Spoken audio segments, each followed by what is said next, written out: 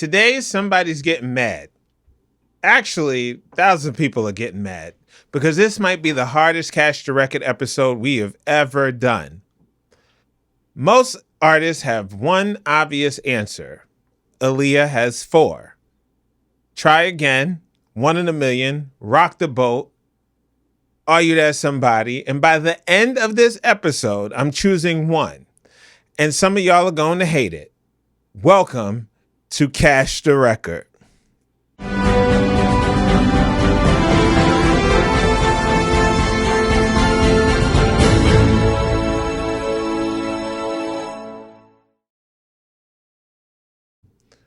What's going on, everybody? I'm John Cash, and welcome back to Cash the Record, the show where we settle one question. What is an artist's signature song? Not necessarily their biggest hit, not necessarily your favorite song, the signature song.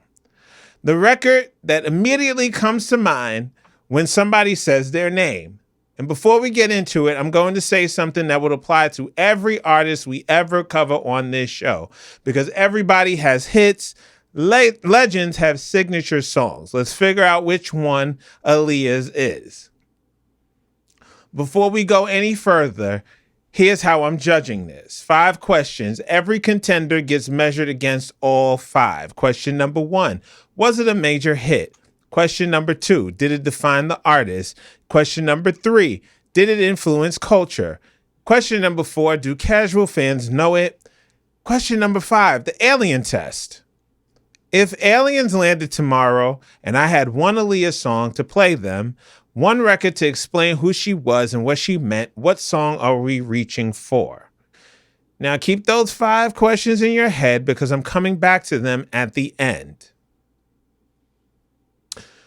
Before I cash the record, I asked y'all one simple question on Threads. What is Aaliyah's signature song? And as expected, y'all acted like I said Aaliyah was mid. I did not say that. I would never say that. But y'all acted like I said that. So let's get into the responses. Fan response number 1.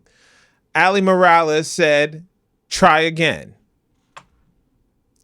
Now, I understand this argument. It's the only Billboard Hot 100 number 1 she ever had. And for casual fans, this might be the answer.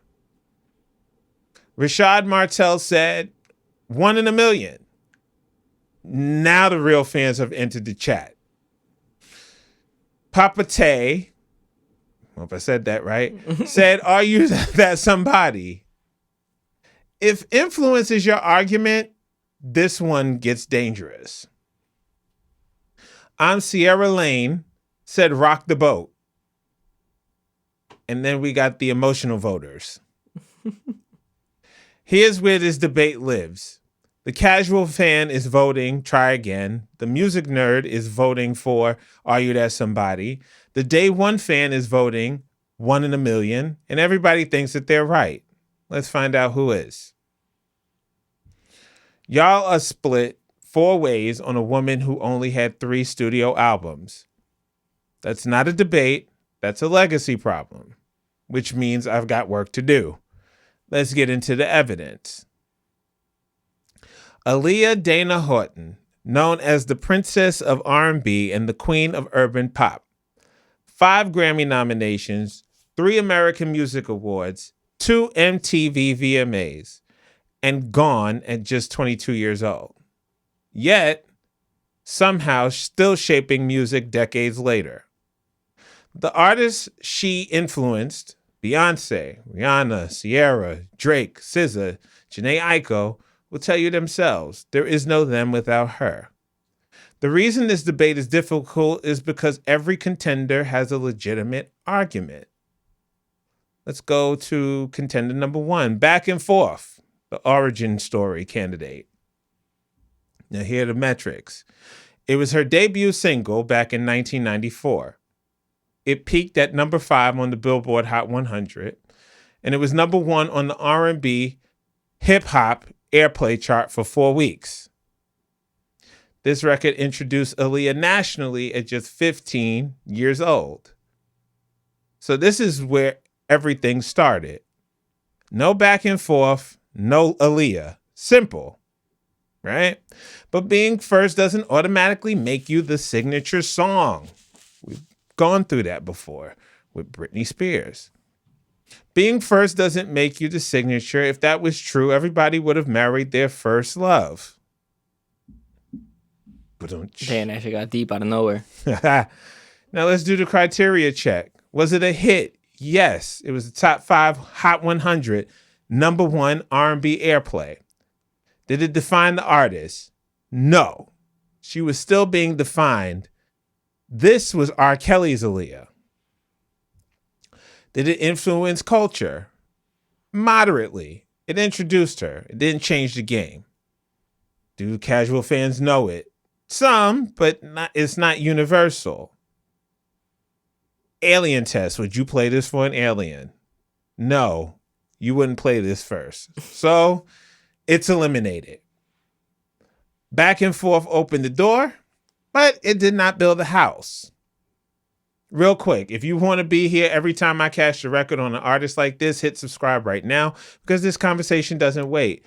We've got 4 contenders left. Let's keep it moving. Contender number 2, 1 in a Million, the fan favorite candidate. Now let's go over the metrics for this. It was the title track of her second studio album in 1996. The 1 in a Million studio album sold 3 million copies in the US and 8 million copies worldwide. It peaked at number 1 on the R&B hip hop airplay chart for 8 weeks. Her longest reign ever at the top.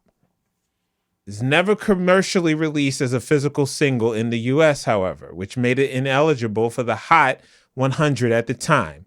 Yet it still dominated radio for 2 months straight. Now, don't get me wrong, this song didn't age. It marinated. And here's the wild part. It never even charted on the Hot 100 because they did not release it as a commercial single. It dominated R&B radio for 8 weeks without a physical record in stores. That's how powerful it was. 1 in a Million sounds like somebody accidentally downloaded music from 2035. This record created an entire generation of whisper singing R&B artists. And real Aaliyah fans hear this song and immediately become defense attorneys. So let's go into the criteria check. Was it a hit? Yes, it was number 1 on the R&B airplay, 8 weeks, a massive radio song. Did it define the artist? Absolutely. This is where Aaliyah becomes Aaliyah. Did it influence culture? Yes. This album launched Timbaland and Missy Elliott too. Casual fans, do they know it? The dedicated fans, yes. The general public, less so. Does it pass the alien test? Now, this song does have a strong argument, but we need to keep going. So, my decision, this advances. Contender number 3, Are You That Somebody? The culture candidate. Now, here's the metrics for that. It was released on the Dr. Dolittle soundtrack back in 1998. It peaked at number 21 on the Billboard Hot 100. It was number 1 on the R&B hip hop airplay chart for 7 weeks. It was Grammy nominated for Best Female R&B Vocal Performance. It won Best Movie Song at the 1999 MTV Movie Awards. For Dr. Dolittle? Yeah, it won Best Movie Song. Yeah. What the fuck? Yeah. I didn't know that. That's why I cashed the record. Holy shit. Hey, what you doing? Stop what you're doing right now and subscribe to the John Cash Show podcast. Rihanna has cited it as one of her all-time favorite songs and videos. Drake interpolated it on Bedrock years after her death. The song was still generating new hits. Now, let's stop before we go any further. Are You That Somebody peaked at number 21 on the Hot 100. 21. One of the most influential R&B records ever made, barely cracked the top 20. You know why? Because it wasn't released as a traditional commercial single either. It lived on radio and it still went number one on R&B airplay for 7 weeks. This song changed R&B and didn't even crack the top 20 on the pop chart. Tell me that's not the most Aaliyah thing ever. Every producer who made a hit in the 2000s had to answer this song. Timbaland built the blueprint right here, and everybody else spent the next decade trying to figure out how he did it. The New York Times said this song helped change the way popular music sounds. Destiny's Child owed a clear debt to Are You That Somebody? Destiny's Child. Let that land. The Baby Coo sample, the stuttering drums, the bass line that sounds like it's thinking. Timbaland made that in 1998. In 1998. Most producers today would retire off one song that sounds this original. She put it on a movie soundtrack and kept moving. So let's do the criteria check. Was it a hit? Yes, it was number one, R&B airplay, Grammy nominated, award winner. Did it define the artist? Yes. This is where the world understood what Aaliyah was. Did it influence culture? Massively. Critics, artists, and producers still study this record.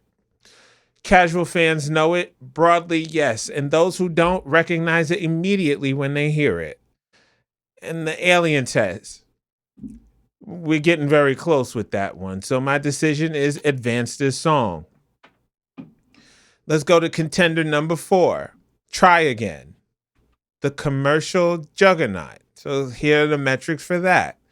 It was released from the Romeo Must Die soundtrack back in 2000. It peaked at number 1 on the Billboard Hot 100, her only pop chart number 1. It was the first song in Billboard history to reach number 1 based solely on airplay. No physical single, no retail release, just radio. It was Grammy nominated. Best Female R&B Vocal Performance. It won Best Female Video and Best Video from a Film at the 2000 MTV VMAs. And it spent 1 week at number 1 on the Hot 100. So right here, this is the heavyweight. This is the record that made history before anyone realized what was happening. The rules of the Billboard Hot 100 changed in 1998. Songs could now chart based on airplay alone. 2 years later, Aaliyah walks in and becomes the first artist ever to hit number 1 without a single in stores. Just radio, just the music, just her. Try Again isn't walking into the room, it's kicking the damn door off the hinges. If you stop a stranger on the street and say, name one Aaliyah song, Try Again is probably winning that poll. Here's the criteria check. Hit, the biggest one. Only Hot 100, number 1 in her career. Define the artist? Yes, this is the mainstream world's entry point to Aaliyah. Did it influence culture? Significant. It changed how Billboard tracked chart success. Casual fans, do they know it? Yes, most universally of all of her 4 songs that we've listed. Alien Test is strong, but is it the most Aaliyah song or the most famous one? We'll get into that a little later, but it advances for right now. Let's go to contender number 5, Rock the Boat, the legacy candidate.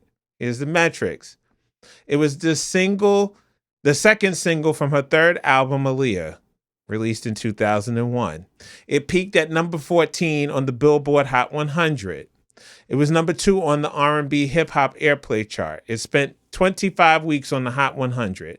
It was Grammy nominated for Best Female R&B Vocal Performance. It won Best R&B Video at the MTV VMAs in 2002. Aaliyah died in a plane crash returning from filming this very music video. This song carries a memory. And I have to be honest with you about something. Rock the Boat became the song it is in part because of the tragedy attached to it. She was coming home from filming this video when the plane went down. And that fact is inseparable from how we hear this record now. That is not a disrespect. That is the truth. And the truth is, we cannot let circumstances vote. Rock the Boat is one of the most beautiful records she ever made, but its weight comes partly from what happened, not just what she sang. A signature song has to carry its power entirely on its own. This one doesn't fully do that. Rock the Boat might be the most emotional record in R&B history, but emotional and signature are not the same thing. If they were, every artist's signature song would be the one about loss. So